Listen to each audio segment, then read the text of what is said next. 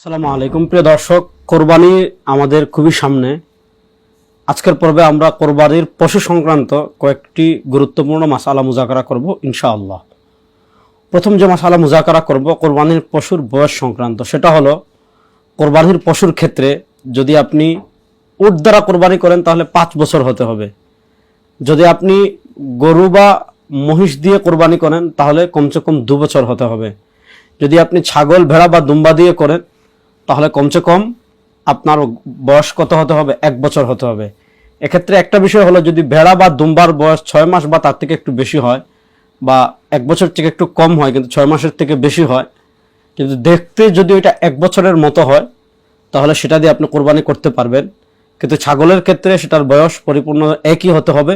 1 বছরের থেকে কম হলে আপনি সেই পশু দিয়ে কী করতে পারবেন না? কোরবানি করতে পারবেন না। 2 নম্বর হলো, পশুর আমরা জানি এই কোরবানির পশুর পা 4টা হয়। এখন দেখা যাচ্ছে কোনো পশুর পা যদি একটা এমন হয় যেই পা সে কি করতে পারে না, মাটিতে লাগাতে পারে না, মাটিতে স্পর্শ করতে পারে না, সে 3 পা দিয়েই চলে, তাহলে ওই পশু দিয়ে কি করা যাবে না? কোরবানি করা যাবে না, কোরবানি করা যাবে না। এই পশু দিয়ে যদি কেউ কোরবানি করে তাহলে তার কোরবানি কি হবে না? আদায় হবে না। এরপর আসেন, পশু খুবই দুর্বল অথবা খুব রোগাক্রান্ত। এক্ষেত্রে শরিয়ার মাসালা হলো, পশু যদি এমন রোগাক্রান্ত হয়, এমন শুকনো হয়, এমন দুর্বল হয়, মানে যে জায়গায় জবাহ করবেন এই জায়গা পর্যন্ত যদি সে হেঁটে যেতে না পারে তাহলে এই পশু দিয়ে কোরবানি করা কি হবে না? জায়েজ হবে না। এমন পশু যে পশুর দাঁত নেই, অথবা কিছু দাঁত আছে কিছু দাঁত নেই, এই পশু দিয়ে আপনি কোরবানি করতে পারবেন কিনা? যে পশুর একটি দাঁতও নেই, অথবা এত বেশি দাঁত পড়ে গিয়েছে যে সে ঘাস বা অন্যান্য খাদ্য চিবিয়ে খেতে পারে না, তাহলে ওই পশু দ্বারা কোরবানি করতে পারবেন না। কিন্তু তার এতগুলো দাঁত আছে যা দ্বারা সে ঘাস বা অন্যান্য খাদ্য চিবিয়ে খেতে পারে, তাহলে সেই পশু দ্বারা আপনি কি করতে পারবেন? কোরবানি আদায় করতে পারবেন।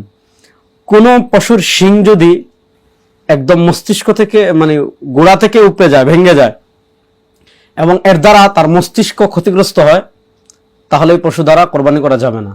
যদি শিং ভেঙে যায় কিন্তু মস্তিষ্ক যদি ক্ষতিগ্রস্ত না হয়, অথবা তার জন্মগত যদি শিং নাও থাকে, তাহলে সেই পশু দ্বারা আপনি কি করতে পারবেন?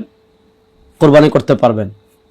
কোরবানির পশুর লেজের মাসালা, যে পশুর লেজ বা কোনো কান 1/3 বা তার থেকে বেশি কাটা হবে সে পশু দ্বারা কোরবানি করা কি নেই? জায়েজ নেই। আর যদি এর চেয়ে কম হয় যাবে, তবে হ্যাঁ, জন্মগত যদি কান ছোট হয় তাহলে সেই পশু দ্বারা আপনি কি করতে পারবেন? কোরবানি করতে পারবেন।